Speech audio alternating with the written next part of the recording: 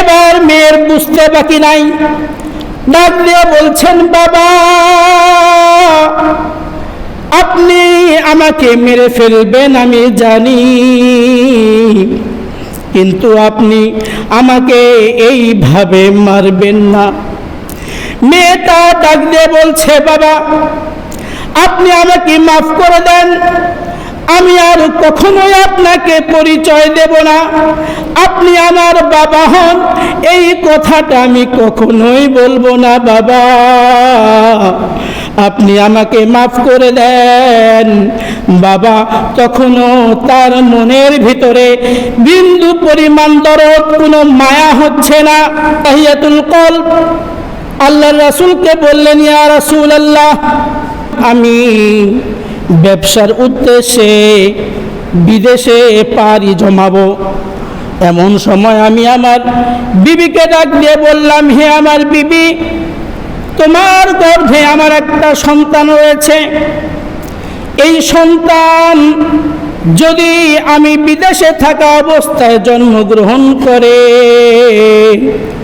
যদি ছেলে সন্তান হয় তাহলে তুমি তাকে রেখে দিবে, আর যদি মেয়ে সন্তান হয় তুমি তাকে হত্যা করে দিবে। এই কথাটা বলার পরে আমি আমার বিবির কাছ থেকে বিদায় নিয়ে বিদেশে চলে গেলাম। যাওয়ার পর দীর্ঘ 7 বছর কেটে গেল। 7 বছর পরে যখন আমি বাড়িতে আসলাম, আমার বিবির সাথে দেখা হলো। দেখা হওয়ার পরে আমি দেখতে পেলাম আমার বাড়িতে একটা ফুটফুটে চাঁদের মতো মেয়ে ঘুরোঘুরি করছে। চাঁদের মতো একটা মেয়ে আমার বাড়িতে হাঁটা চলাফেরা করছে। এইটা দেখার পরে আমার মনটা তার দিকে আকৃষ্ট হলো, কেননা ওই সময় মেয়েদের এত বড় হওয়া পর্যন্ত কোনো বাপ অপেক্ষা করে নাই। প্রত্যেকটা বাপ তাদের মেয়ে সন্তানকে জন্মের পরেই মাটিতে দাফন করে দিত। এত বড় হওয়ার পর্যন্ত কোনো বাপ অপেক্ষা করে নাই। দাহিয়াতুল কলবি সে যখন তার চাঁদের মতো ফুটফুটে সন্তানের দিকে তাকালো, তাকানোর সঙ্গে সঙ্গে তার মন থেকে তার মেয়ের প্রতি একটা টান চলে এসেছে, ভালোবাসার সৃষ্টি হয়েছে, মহব্বত। নিজের সন্তান এত সুন্দর, মেয়ে সন্তান এত সুন্দর হতে পারে, ভালোবাসা যখন চলে আসলো, তখন সর্বপ্রথম দাহিয়াতুল কলবি মনে করেছে এটা আমার সন্তান না, এটা হয়তো বা অন্য কারো সন্তান, আমাদের বাড়িতে বেড়াতে এসেছে। রাত্রিবেলায় বিবিকে ডাক দিয়ে বলল, হে আমার বিবি, কি ব্যাপার, এই সন্তানটাকে, মেয়ে সন্তানটাকে সারাদিন আমার বাড়িতে দেখলাম, আবার দেখছি রাত্রিবেলায় আমার পাশেই ঘুমাচ্ছে, এই মেয়ে সন্তানটা কে? তখন তার বিবি চুপ করে রইলেন। স্বামীকে ডাক দিয়ে বলছেন, ও আমার স্বামী,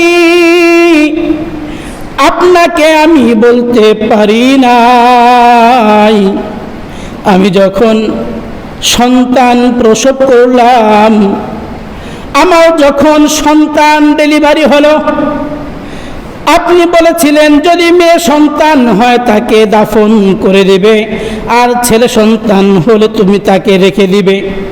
কিন্তু আমি এই মেয়ে সন্তানকে হবার পরে তার চেহারা দেখে আমার এতটাই মায়া লেগে গেছে, আমি তাকে দাফন করতে পারি নাই, আমি তাকে জীবিত রেখেছি। আজকে 5টা বছর পার হয়ে গেল, আমি এলাকার মানুষের অনেক কথা শুনেছি, কিন্তু আমার মন থেকে কখনো একটা বারের জন্যেও আমার সন্তানকে হত্যা করার চিন্তা আমি করি নাই। এই কথা যখন শুনল, শোনার পর দাহিয়াতুল কলবি সারা রাত শুয়ে শুয়ে চিন্তা করছে কি করবে। এত সুন্দর একটা ফুটফুটে মেয়ে সন্তান, তাকে কি সত্যিই মেরে ফেলবে? তাকে কি সত্যি মাটিতে দাফন করবে? একদিন 2 দিন কেটে গেল। এলাকার মানুষ, ওই যুগের মানুষেরা তারা বারবার দাহিয়াতুল কলবিকে বলতে শুরু করলো, হে দাহিয়াতুল কলবি, তোমার পরিবার ধ্বংস হোক। আমাদের কারো পরিবার এমনটা হেনস্থ হয়নি, এমনটা দুর্ভাগ্য নয়। তোমার পরিবারটা যে দুর্ভাগ্য, তোমার পরিবারে আল্লাহ তাআলার গজব আসুক। তোমার পরিবারে মেয়ে সন্তান 5 বছর হয়ে গেল, তুমি এখনো তাকে হত্যা করতে পারলা না। এইভাবে 1 দিন 2 দিন 3 দিন, আর কয়দিন শুনবে, কয়দিন তাদের কথার উত্তর দিবে? দেখতে দেখতে বেশ কয়েকদিন হয়ে গেল। এরপর হঠাৎ করে একদিন তার বিবিকে ডেকে বলছে, ও আমার বিবি, আমার মেয়েকে তুমি একটু সাজিয়ে গুজিয়ে দাও। আমার মেয়েকে আমি মেলায় ঘুরতে নিয়ে যাব, মেলাতে ঘুরতে নিয়ে যাব, তুমি একটু সাজিয়ে দাও। এই কথা যখন স্বামী বললেন, তখন স্ত্রী চিন্তা করছেন যে এতদিনে হয়তোবা তার মনটা একটু ভালো হয়েছে। আমি তো মনে করেছিলাম, তার স্ত্রী চিন্তা করছে যে আমি তো মনে করেছিলাম আমাকে সে মারবে, আমার স্বামী আমাকে আঘাত করবে, প্রহার করবে। কেন আমি আমার মেয়ে সন্তানকে আজও পর্যন্ত জীবিত রাখলাম? কিন্তু বাপ তার মেয়েকে নিয়ে যাবে মেলায়, ঘুরতে নিয়ে যাবে। এবার স্ত্রী তার মেয়ে সন্তানকে সুন্দর করে সাজিয়ে দিলেন। এমনিতেই চাঁদের মতো সুন্দর এই সন্তান, যখন সাজিয়ে দিয়েছে দেখে মনে হচ্ছে বাড়িতে এক টুকরা চাঁদ এসে উপস্থিত হয়েছে। সুবহানাল্লাহ, এত সুন্দর লাগছে। বাবা তার সন্তানকে নিয়ে মেলার উদ্দেশ্যে রওনা হলো। মেলার উদ্দেশ্যে রওনা হয়ে একটা কোদাল কিনছে বাজার থেকে। এখন কোদালটা কিনে বনের ভিতরে রওনা হয়ে চলে যাচ্ছে। মেয়ে পিছন থেকে ডাক দিয়ে বলে, বাবা, মেলা তো বনের ভিতরে কখনো হয় না, আপনি আমাকে বনের ভিতরে নিয়ে যাচ্ছেন, এটা তো মেলায় যাওয়ার রাস্তা না। মেয়ে বারবার কথা বলে, বাবা কোনো উত্তর দেয় না, চুপ করে আছে।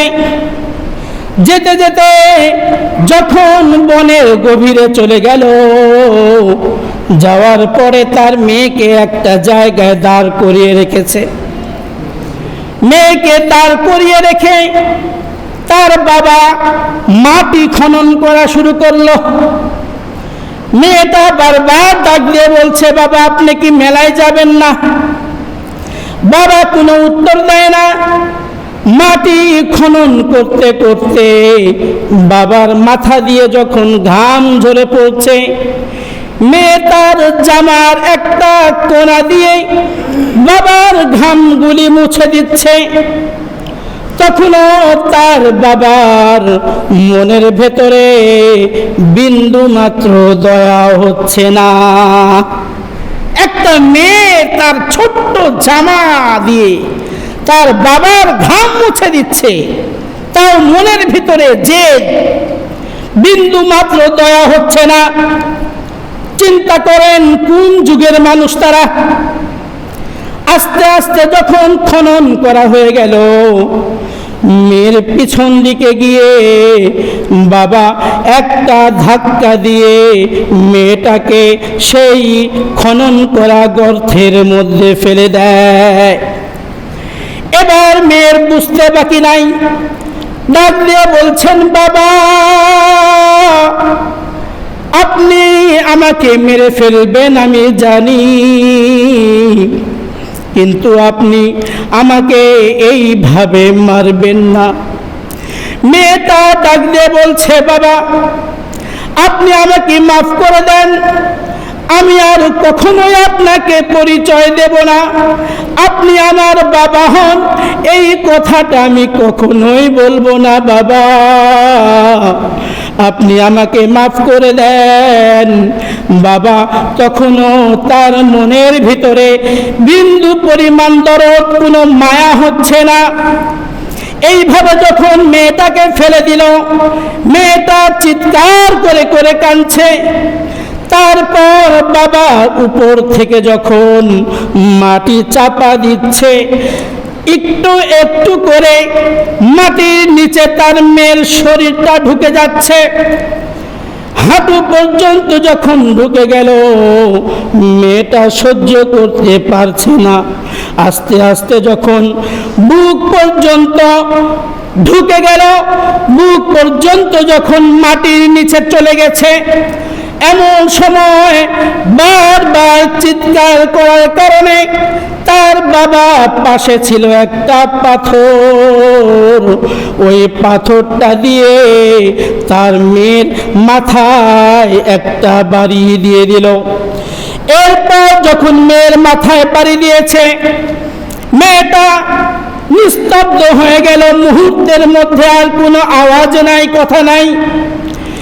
মুহূর্তের ভিতরে তার জবানটা বন্ধ হয়ে গেছে, মুখটা বন্ধ হয়ে গেছে।